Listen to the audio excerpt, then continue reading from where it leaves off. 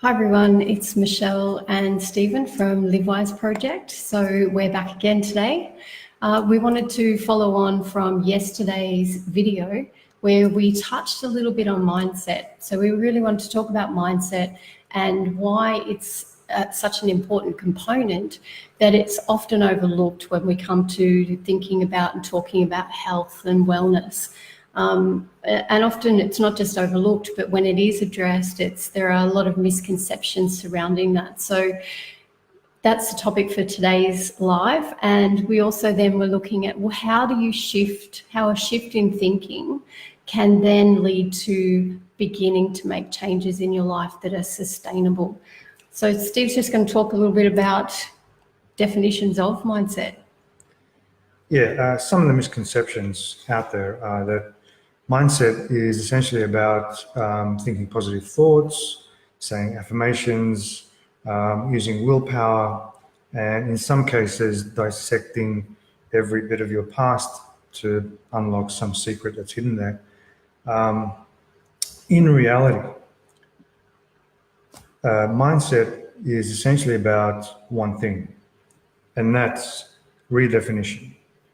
And what that means is that you have the ability to redefine who you believe yourself to be in order for you to deal with situations that come up in day-to-day life in a much more positive way, so that then you can create the life that you want and not be essentially a slave to automatic reactions that kind of get you in trouble. So part of that mindset really is about, and you mentioned there about the stories that you tell yourself, and quite often that comes up in our language or in the labels we use to describe ourselves. So thinking about, well, the way in which we see ourselves often places limits on what we think we're capable of, or limits our behavior, so that we simply then behave in a manner that affirms those beliefs about ourselves and what's possible. Yeah, because there are essentially two main or predominant features of the mindset. There's what we call the smallness mindset. Here is where all your fears and doubts and insecurities lie. This is where you come up with a million excuses why either you can't or you shouldn't do the things that you really want to do that will help you get to where you say you want to go. And also, it's a place where you look for things to confirm those fears and doubts. And in cases where things don't work out exactly how you thought they would, there's the idea that comes in that says, see, I told you so, things never work out for you, you didn't really deserve it anyway, and other people have it easier than you. So it's almost like there's not even any point trying. And that's the smallness mindset, and that's where stagnation is, and that's where a lot of pain is for a lot of people, because they live predominantly in this smallness mindset. Conversely, on the other side, you have what we call the greatness mindset, and greatness mindset is where you have full knowledge and confidence in your abilities. You have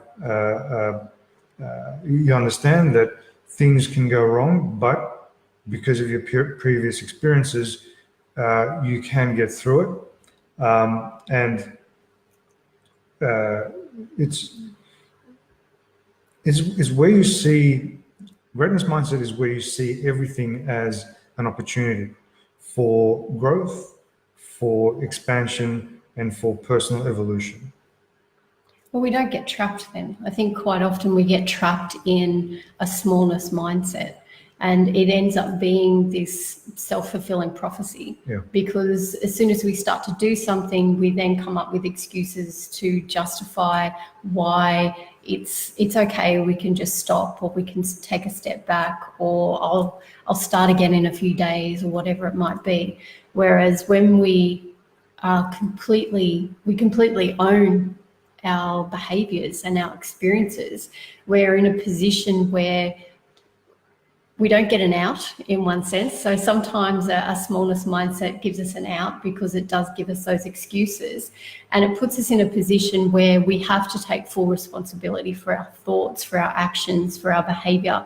But the payoff is that, as you know, the title by which we call it, the greatness mindset, is that we're limitless, and we're able to then create these lives that we really want, rather than sort of settling for what we don't want simply because it's comfortable, or it's not going to push us out of our comfort zone or anything like that.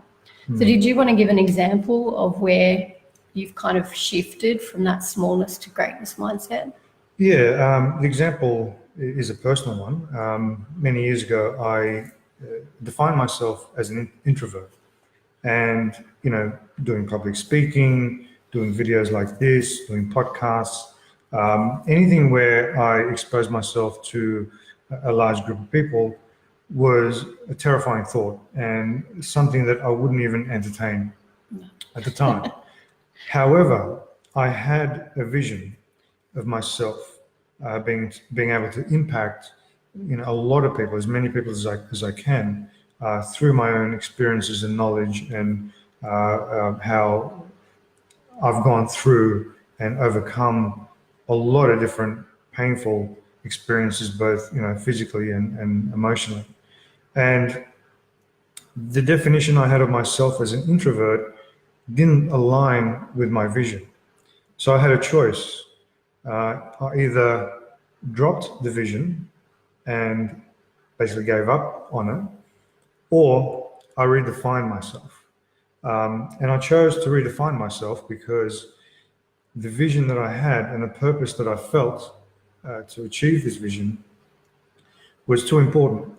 And I couldn't allow simple fear to stop me from doing that. So through that process, I redefined myself as someone who is an introvert, but that doesn't mean that you don't feel like it's a magic thing where you all of a sudden are fearless and you do things and you just walk out like this is all nothing, like you're blasé about it. You still feel the same or similar doubts and insecurities and even fears and anxieties, but you understand that you are more than those things. You are capable of overcoming them because you have in the past. Otherwise, you wouldn't be here, let's face it. So that's where I found and used this idea of redefining myself. And I realized that we are so powerful as people, as human beings, that we can actually convince ourselves that we are powerless. And the only way to experience how powerful we are is to choose to be something else. And it's like with everything, it comes down to choice. Everything is a choice. You can choose to be an introvert like I was, or you can choose not to be and still deal with the same feelings and insecurities, but understand, as I said, you're greater than that. You can overcome that. And through that process, you'll see that you actually get stronger, and your idea of what you can handle expands through doing things that you're afraid of or that you're uncomfortable with. So your example obviously has a lot to do with, the way in which you're defining yourself. I'll share a personal example as well, but looking at labels, but also looking at how we're so powerful that we can even overcome physical aspects as well, not just the way in we see ourselves and define ourselves, but physical symptoms can be affected by simple shifts in mindset. So some of you may be aware, but most of you won't. About 8 years ago, would have been about 8 years ago now, I was diagnosed with hypothyroidism and Hashimoto's. And at the time, that meant absolutely nothing to me. I thought that I was fatigued and experiencing a lot of symptoms that I was because I had a baby that didn't exactly like to sleep. and didn't sleep through. And at one point she was waking up every 15 minutes. So no wonder I was exhausted. And, you know, she didn't sleep through until she was 2. But by the time she was about 2, I ended up, was kind of by chance, really. It was a blood test that I had for something else, and it turned this up. So, of course, what does anybody do in that situation apart from make the appointments to see the relevant doctors? But I got on Dr. Google, and Dr. Google is great for finding out how you're going to deal with everything. And it was pretty scary, because when I first started reading it and reading about all the symptoms and what it actually meant for my life, and it was giving me this really bleak picture of this fatigue that I had and these symptoms that I had was for the rest of my life. And if I listened to people's experiences and what they were saying in forums, I would pretty much be laying in bed, getting up for short periods of time. I would put on a lot of weight. All of my hair would fall out. I would have skin conditions. I would just lose all memory. I would lose all kind of that vitality or love of life, and being able to go and run outside with my daughter or do normal things would be a thing of the past. And so I was angry. I was really resentful, because for a while I felt like my body had just let me down. And I was angry. I'm thinking, how can I do this? How can I do this to myself? And then it was really a simple shift. And I don't know, I can't actually pinpoint the exact moment or the catalyst for the shift, but there was a moment when I thought to myself, I'm not this autoimmune condition. I am not a malfunctioning thyroid. And instead, I started to see it as almost like a bit of a friend instead of an enemy. And I started to see my body as a friend, in the sense that when I was starting to get really tired, and look, I'm not saying that I'm cured. I still have periods where I get very fatigued, or I experience, pains in my hands and things like that. But for the majority of the time, I don't have any symptoms of hypothyroidism or Hashimoto's. But when I do, I see it as a sign. It's like a friend who, taps you on the shoulder and says, are you looking after yourself? And so it's the same sort of thing. When I start to get tired, or when I start to get pains in my hands, it's telling me that I've lost focus and that I need to refocus. And through changing the way I see it and changing my perception, I've really been able to change my relationship with my body, and see it as somebody who's working, or something that's working for me rather than against me, that I'm battling. And it's really has changed my life. And that was simply a shift in the way in which I saw the symptoms and things like that. Yeah, absolutely. And that's all it needs. Sometimes it's just to redefine, or most of the time, it just needs someone to redefine what's actually happening. Because the experience, you can't change what's happening. You can only change how you approach it. And the best way to approach it is redefine it or reframe it in a way that is the least, that gives you the least possible options to feel badly about it. And so whatever it is, and I'm not saying you should be happy about it. No, absolutely not. Like we both have gone through some fairly horrific experiences, and very unpleasant to say the least. But we couldn't control those things. What we could control is how we felt about ourselves as we experienced those things. And if we come from a place of fear and weakness and victimhood, we're going to have very negative experiences of those things. It'll just magnify those negative experiences even more. But if we come from a place of opportunity to see how we can grow and become stronger and evolve and expand from this experience, all of a sudden the same exact experience feels very, very different. So the question is then, what do you do about it? And it's very simple. When you catch yourself reacting in a way that will cause you more pain than you obviously need or want, just stop for a second, and redefine how you see yourself. And if you see yourself in that moment of weakness as someone who can't handle what's happening, redefine it and say, I've been through experiences before that I thought were catastrophic, but not only did I come out the other end, but I actually came out stronger and grew as a person through the experience. So this is yet another opportunity for me to do that.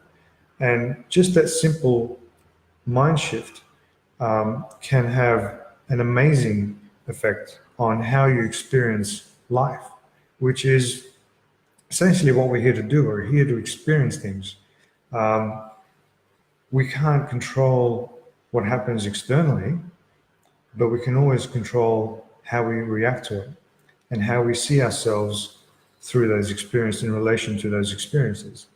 And so it's just really as simple as that. I know that most people find it hard to believe that the solution can be as simple as that, as simple as making a choice, because most people think that the answers only come from years and years of arduous and painful processes, and you come out the other end, maybe not feeling as good as you first walked in. But the reality is that it can be as simple as making a choice, but you can't just make it once. You got to make it over and over again in each experience, so that then that becomes your default setting. And instead of automatically reacting in a very negative and painful way, you find yourself automatically reacting in a very positive way and seeing things as an opportunity to, as I said, grow and evolve. So in the interim, because it's something that it's a skill like anything else. Hi, Angie. It's a skill like anything else, and you need to practice. So as Stephen was saying, awareness is a key. So when you're becoming aware that you're falling into that automatic pattern, or you find yourself saying, oh, I can't because I am, then it's a very good opportunity for you to stop and reassess and ask yourself, well, is that true? Am I really an introvert, or am I too tired? Do I not have enough time? So in most cases, what you'll find is that, well, no, it's not true, but it's easy. And we were talking about this earlier today when we were walking around the bay, and it's almost like when we operate from that smallness mindset, or we give ourselves a label and we buy into that. When we do that, what ends up happening is we use those characteristics of whatever that thing is as excuses for why we don't have to step outside our comfort zone, or why we should stop or not do. And it's crazy because sometimes we even use those excuses to stop ourselves from doing something that we actually really want. We really, really want it, but we get scared and we pull back. And so I guess that's the purpose of today, is to start thinking about mindset. Now, we've spoken about mindset very generally today, and in some of our upcoming videos, what we'll do is talk specifically in relation to how we can help you to change your mindset or shift your mindset, particularly in relation to health and fitness and health and wellness, and making sure that piece that's often missing in a lot of programs is working for you. Because we could tell you what to eat, we could tell you how to train, but unless you have the mindset right, unless you understand the importance of that key, it's not going to be sustainable. You'll be able to sustain it for a while, and again, we'll talk about all the different programs that we've tried. You'll sustain it for a while, but then being able to continue and make it a lifestyle, and not just something that you do for 12 weeks or 28 days or a 7-day challenge or whatever it is. We're all about making changes to your life, changes to your behavior, changes to the way in which you see yourself that become the new normal for you and become, part of your new lifestyle. Because we're not interested in quick fixes. We're not interested in short-term results. What we want for you is for you to wake up every morning and be happy and love the life that you're in and love the Feel body that you're in amazing. and feel amazing and go, of course we can go down fishing today Yeah. or go and ride a bike. Of course we can. Or, you know, just even with Sienna, our daughter, she's 10 years old, involving her in this lifestyle we've chosen too. And later today, we'll be releasing her first demonstration for Livewise Junior, where she makes a tropical smoothie. And it's just such a buzz for us as parents to watch her step into that herself. And it's not something we've encouraged that because we lead by example, but it's something that she's very passionate about and wants to do as well. So it's become sort of our whole sort of family thing, is to make a difference and to help as many people as we can. So unless Stephen has anything to No, the add. only thing that I want to say is, depending on how you define yourself will determine how you experience life. So however you categorize yourself will either give you a whole bunch of excuses why you can't or shouldn't do things, or will give you a whole bunch of permission slips as to why you can and in fact must do those things. So if you're going to take away anything, just take away that little bit. Excellent. So if you'd like to know more about us and what we do, then you can drop a Be Free in the comments below, or you can obviously visit our website at livewiseproject.com. I'll post the link in the comments. But until tomorrow, have a lovely Sunday evening and we'll see you then. Bye.